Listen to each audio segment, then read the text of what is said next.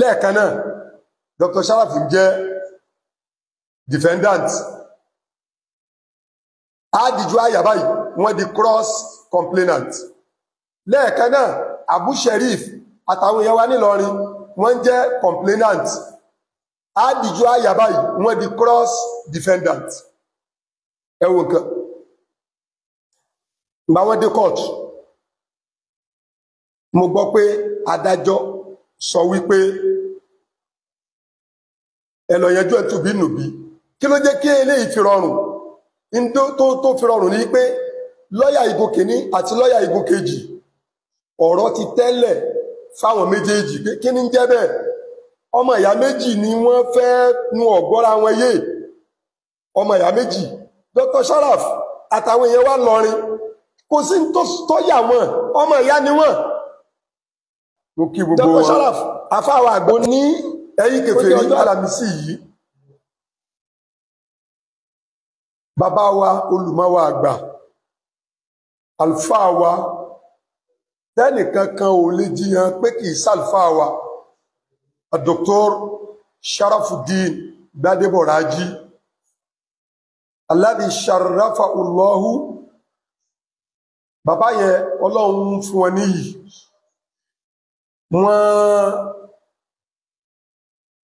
wọ́n lọ sí Ìlọrin lénìí lè tó túmọ̀ sí pé wọ́n ní kéèsì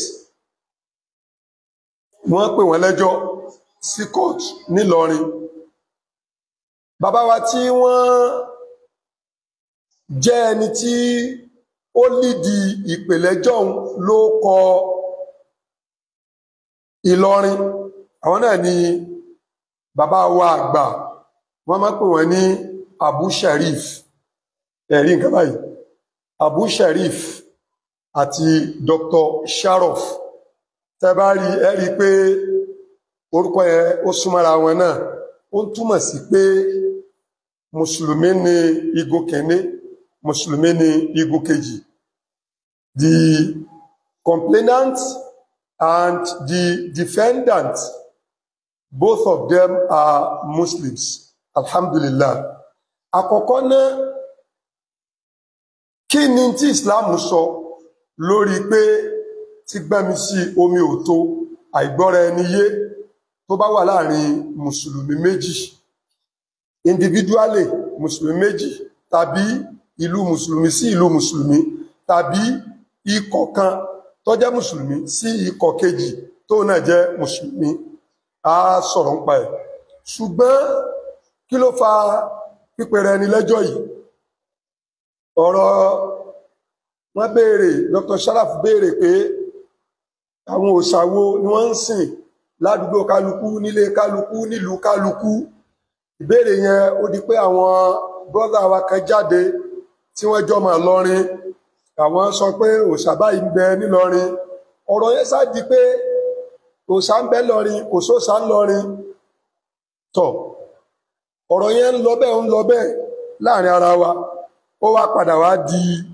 in tí a wò pé ókè ẹjá kó lọ sí ọ̀dọ̀ àwọn tí ó jẹ́ pé àwọn ni ọkàn lẹ́yìn pé Ọlọ́run ó dájọ́ ìjọba náà ni ọ̀rọ̀ kàn now tí mo wá fẹ́ lò ń bẹ̀ wọ́n ti wá lọ alhamdulillah wọ́n ti dé léètò túnmọ̀ sí pé mùsùlùmí náà ló pé mùsùlùmí lẹ́jọ́ kò tí sí tó burú bí pé mùsùlùmí pé mùsùlùmí lẹ́jọ́ ṣùgbọ́n tí mo fẹ́ ká wò ń bẹ̀ ojú tẹ́mi fẹ́ ká fi wò mo fẹ́ ká fi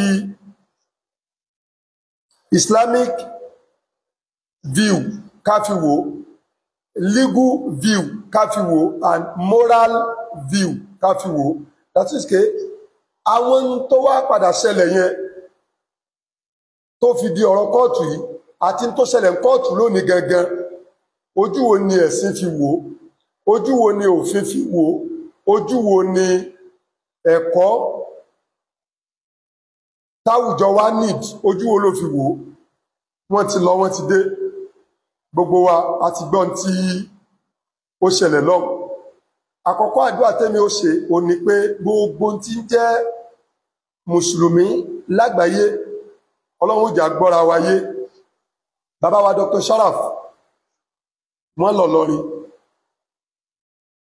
Bàbá wa Abu Sherif àtàwọn tí wọ́n gbà wípé Dr. Sharaf wọ́n sọ ọ̀rọ̀ tó kábùkù bá ìlú àwọn, wọ́n pàdé ní court. Adúpẹ́ lọ́dọ̀ Ọlọ́run. Tẹ́ bá lọ wo ìkan nínú àwọn programs tí mo ṣe tí ò tí ì pé ọ̀sẹ̀ kan sìn, kì í pọ́sẹ̀ kan rárá, kì í tí jíjọ́ mẹ́ta lọ sẹ́yìn sìn, mi ò tiẹ̀ tí mọ̀ pé wọ́n fẹ́ mú lẹ́tà wá fún Dr. Sharaf tí mò ń fi ń pèpè sí pé ẹjá mánéjì ara wa.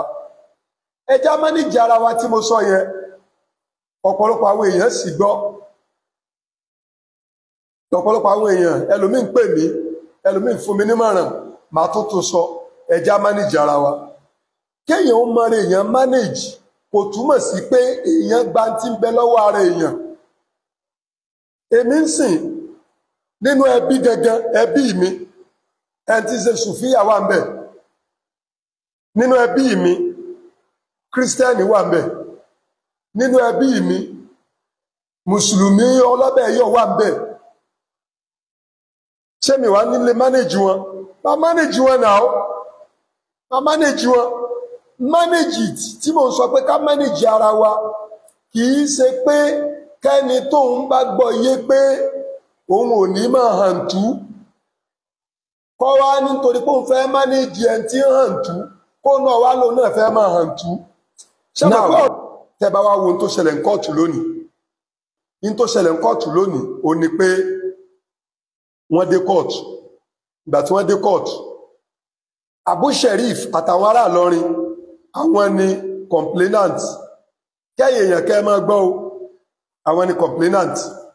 Abu Sherif àti gbogbo àwọn tí ẹjọ́ pawọ́pọ̀ pé Dr. Sharaf ọ̀sán tó kó àbùkù bá ìlú wa aláti wọ́ lọ ilé ẹjọ́ nígbà tá a ti ní kó ṣe sọ́rì tí ò ti ṣe sọ́rì, tá a ti ní kó tún ọ̀rọ̀ yẹn ṣe tí wọn ò ti tún ṣe yẹn, ẹjá wọ́ lọ ilé ẹjọ́. Kò tí ì sáburú ń bẹ̀. Abu Sherif àtàwọn yẹn àwọn ni complainant nínú ìmọ̀ òfin. Dr. Sharaf àwọn ni defendant nínú ìmọ̀ òfin. So lẹ́tà tí wọ́n sáfù Dr. Sharaf, nínú lẹ́tà yẹn àwọn tí wọ́n kọ lẹ́tà yẹn àwọn máa jẹ́ complainant, Dr. Sharaf wọ́n máa jẹ́ defendant. Ìgbà táwọn lọ́yà Dr. Sharaf náà wá gbéra padà, kí ni ń jẹ́ bẹ́ẹ̀? Àwọn lọ́yà Dr. Sharaf náà wọ́n wá yí ókọ Dr. Sharaf padà nínú òfin, wọ́n yí ókọ àwọn tí wọ́n mú lẹ́tà wá padà nínú òfin. Wọ́n wá ń pe Dr. Sharaf ní cross complainant, wọ́n wá ń pe àwọn Abu Sherif ní cross defendant. So a jẹ́ wípé ọ̀rọ̀ tí wá fẹ́ di fíìmù báyìí. Ìbéèrè àkọ́ tí màá wá kọ́kọ́ béèrè ní wípé ṣọ́wádà kí mùsùlùmí máa fi mùsùlùmí ṣe fíìmù tó wá jẹ́ pé àwọn mùnáfìkì, àwọn kèfèrí wọ́n á máa wo fíìmù yẹn. Ìdáhùn sí eléyìí ni wípé ó kù díẹ̀ káàtó. Ṣé pé sọ pé kò dáa, ó kù díẹ̀ káàtó, ṣùgbọ́n tó bá jẹ́ wípé ìyẹn náà ló lè má làáfíà wá, ìyẹn náà ló lè mú kí kálukú ọmọ wọn bá ara rẹ̀ wá, a jẹ́ pé a mánéjì ẹ̀. Mánéjì tí mò ń sọ òun náà la tún padà sí yìí o. Nínú lẹ́tà tó sáfù Dr. Sharaf, Dr. Sharaf jẹ́ defendant. Àwọn tó sáfù Dr. Sharaf ní lẹ́tà wọ́n jẹ́ complainant. Nínú lẹ́tà tí àwọn lọ́yà Dr. Sharaf náà kọ padà, wọ́n pe Dr. Sharaf ní cross complainant. Wọ́n wá pe àwọn Abu Sherif àtàwọn Ìlọrin ní cross defendant. Now, ìkànnù iṣẹ́ táwọn lọ́yà máa ń ṣe náà nìyẹn. Ẹ rí pé Yorùbá náà máa sọ wípé abániwẹ́jọ́, abániwọ́ràn, kọ̀mọ̀ páàrí wí. Ìtumọ̀ rẹ̀ ni pé tẹ́nìkan bá ti lè ní kéèsì kan lọ́wọ́ tó wá dúró lórí kéèsì un, bóyá wọ́n bẹ́kọ̀ gbà, bóyá wọ́n ìsọ fún pé ẹjá ṣe ń tùbí nùbí, wọ́n sá ní ohun ọgbà, ń sá lọ ilé ẹjọ́ ni. Kó rò mọ́ wípé báwọn lọ́yà tiẹ̀ bí wọ́n ṣe máa fi ọlọ́kàn balẹ̀ pé a ní kéèsì, a ní kéèsì, a ní kéèsì. Bẹ́ẹ̀ náà ni lọ́yà igun kejì ni wọ́n máa sọ fún àwọn igun kejì wípé wọ́n ní kéèsì, wọ́n ní kéèsì, wọ́n ní kéèsì. So eléyìí túmọ̀ sí wípé in a civil matter, in tó bá jẹ́ wípé ọ̀rọ̀ civil ni, tó jẹ́ ọ̀rọ̀ téèyàn lè kàn jókòó nulé téèyàn yanjú ní jẹ́ ọ̀rọ̀ civil, ọ̀rọ̀ tort. Tí ó bá jẹ́ wípé A versus B àti A àti B, ẹnìkankan náà méjèèjì ò tí ì gbọdọ̀ fọkàn balẹ̀,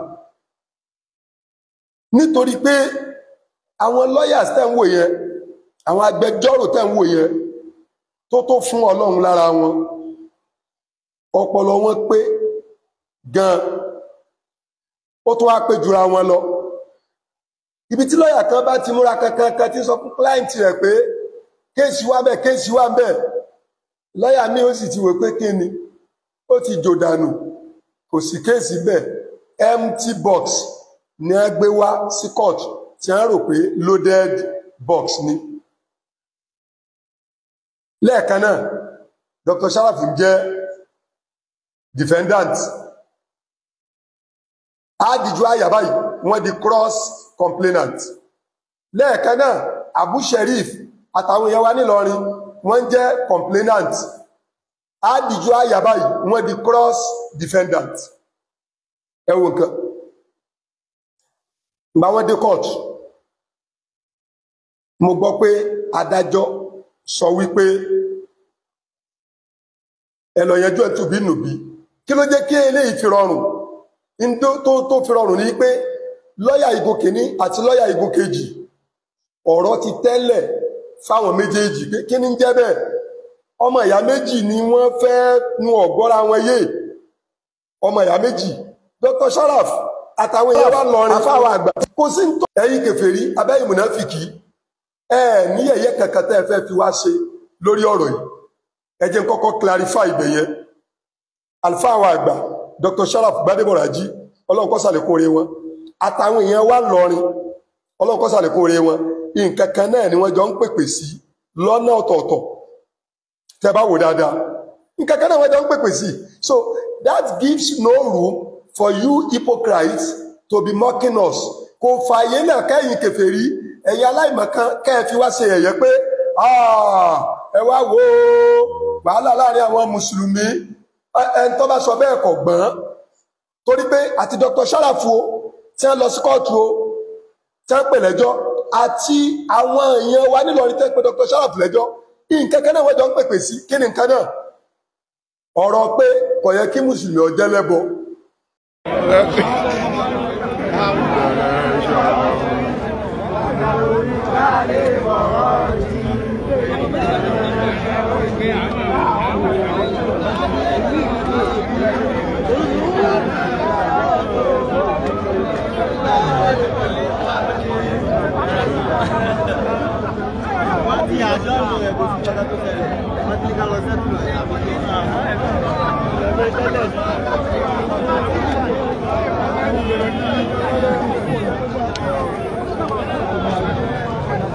No?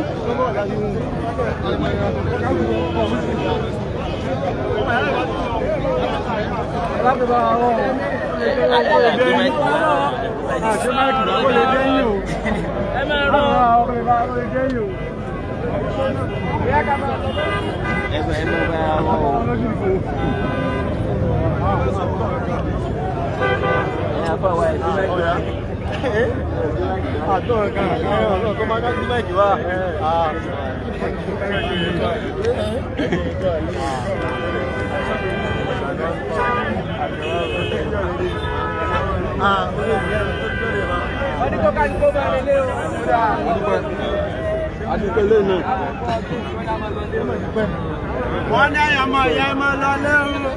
Ẹjá púpọ̀ nípa wàkà olùwádé bọ̀rọ̀ jí. Aláàtí mú àyùgbò. Ìlànà ṣàwọ̀ fún òkè wàkà olùwádé bọ̀rọ̀ jí.